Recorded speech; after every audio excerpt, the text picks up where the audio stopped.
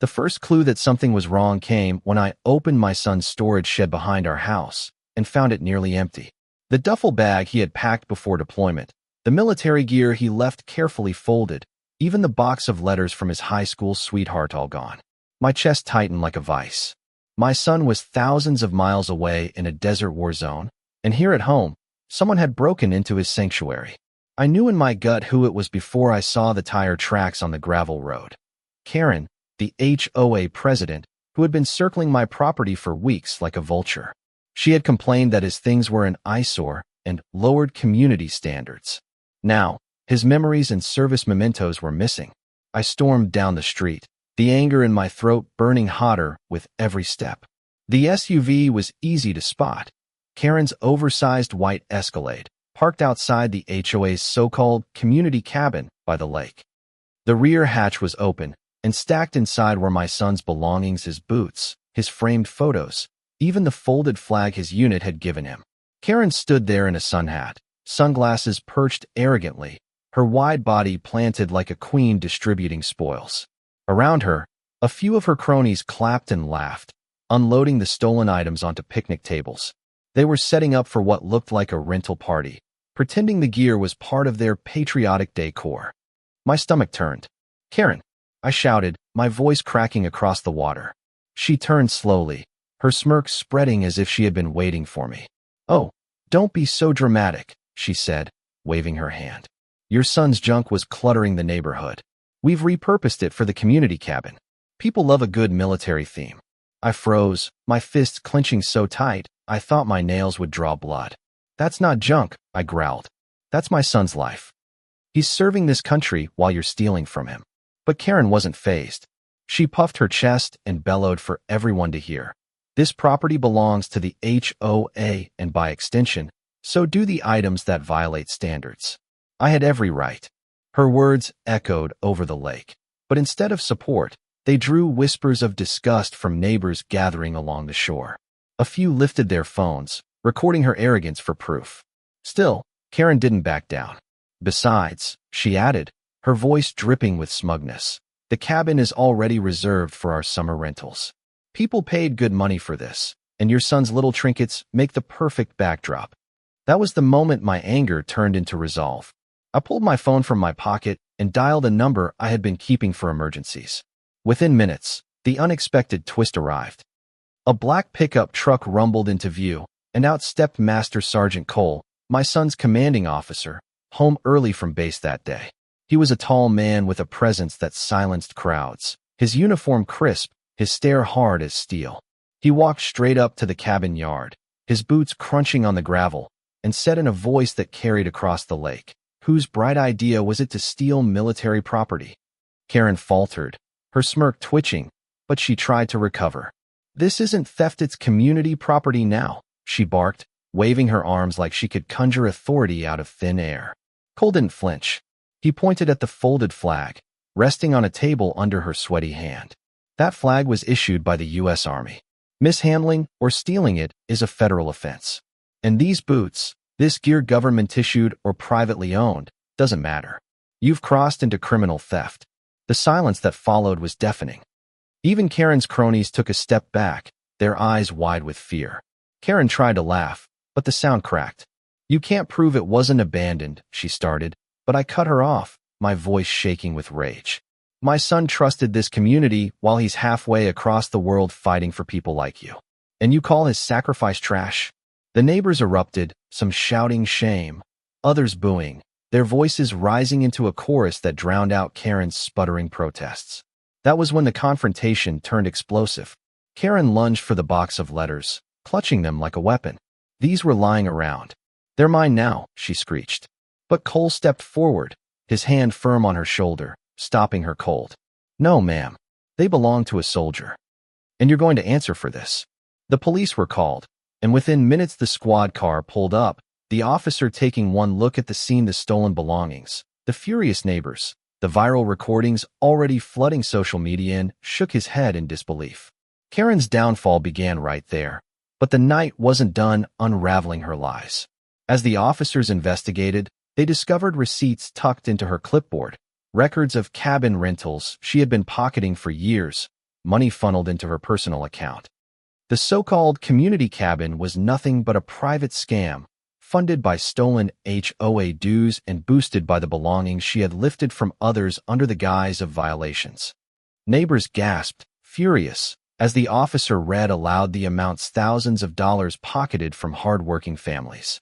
Karen tried one last desperate stand, shouting, "I did it for property values, for the good of the neighborhood." But nobody believed her anymore. The officer's cuffs clicked around her wrists, and for the first time, Karen's shrill voice broke into sobs. She was shoved into the back of the squad car while the neighbors cheered not with joy, but with the relief of justice finally served. The flag, the boots, the letters were returned to me that night, placed back in my hands with the reverence they deserved.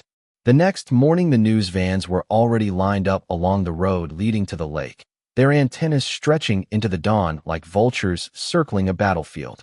The story had spread overnight. A homeowners association president caught red-handed stealing a soldier's belongings while he was deployed overseas. Videos from neighbors had gone viral, showing Karen clutching the folded flag like it was hers to give away, screaming about her authority while Sergeant Cole shut her down with the calm weight of military law. By sunrise, the world knew exactly what had happened, and the world was furious. The HOA board tried to distance themselves from her, but the more they spoke, the worse it became. At the emergency meeting called that evening, the crowd was larger than anything the community center had seen.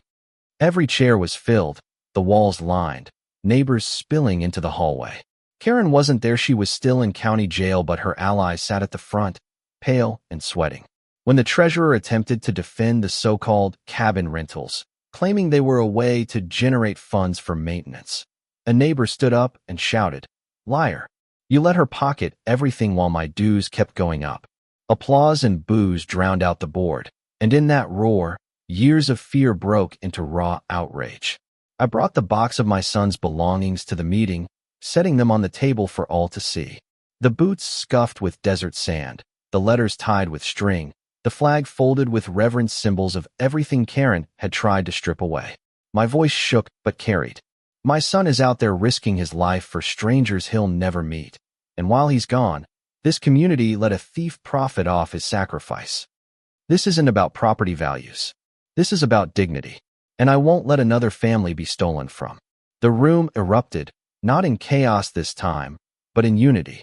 Heads nodded, fists pounded the tables, voices cried out, "Shut it down." The twist came when a woman I barely recognized stepped forward from the back of the crowd. Her name was Evelyn, a widow who had kept to herself after losing her husband to cancer years ago. She clutched a folder in her trembling hands, and when she spoke, her voice cracked but grew stronger with each word. Karen told me last year that if I didn't pay a special fee for cabin use, she'd take my garden shed. I paid her cash thousands of dollars because I was afraid.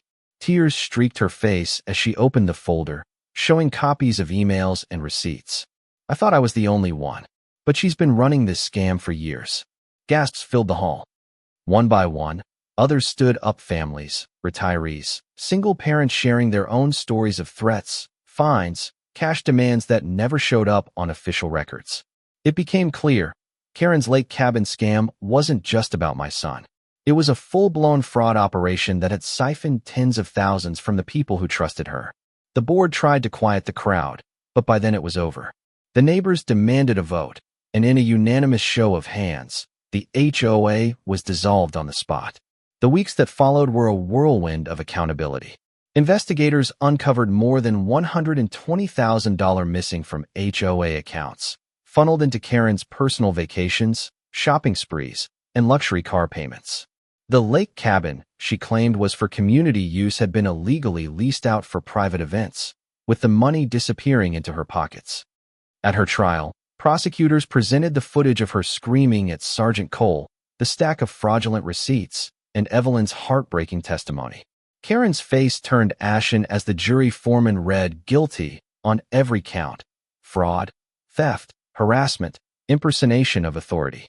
The judge's gavel slammed down, sentencing her to years in prison. But justice wasn't just in the courtroom. The community transformed in her absence. Without Karen's iron grip, the lake became truly communal again, open to families for barbecues, kids fishing off the dock, veterans gathering for quiet reflection. Neighbors who once avoided eye contact now laughed together on porches. Evelyn, once too afraid to speak, was elected to lead the new volunteer neighborhood council, her honesty and humility healing the cracks Karen left behind. One evening, I carried my son's box back to the cabin dock, placing the folded flag on the railing as the sun dipped over the water. Sergeant Cole joined me, his hand heavy on my shoulder. "Your boy will be proud when he hears what happened," he said. My throat tightened. "He doesn't even know yet. I don't want to distract him over there." Cole nodded. "Then let him come home to a community worth fighting for. That's what we've built here now." When my son finally returned months later, he walked into a neighborhood utterly changed. Neighbors greeted him with hugs, children waved flags, and Evelyn handed him a handmade quilt stitched with the names of families who had stood up to Karen's tyranny. Tears welled in his eyes as he held the folded flag close, whispering, "I thought I lost this." And when he learned what Karen had done, his jaw tightened, but then he smiled faintly. "You all fought your own battle while I was gone, and you won." Karen's name became nothing more than a cautionary tale, whispered with disdain, her arrogance remembered only as the spark that united an entire neighborhood. The lake cabin that once symbolized her greed was restored into a veteran's retreat, a place where service members could heal, fish, or simply breathe in peace.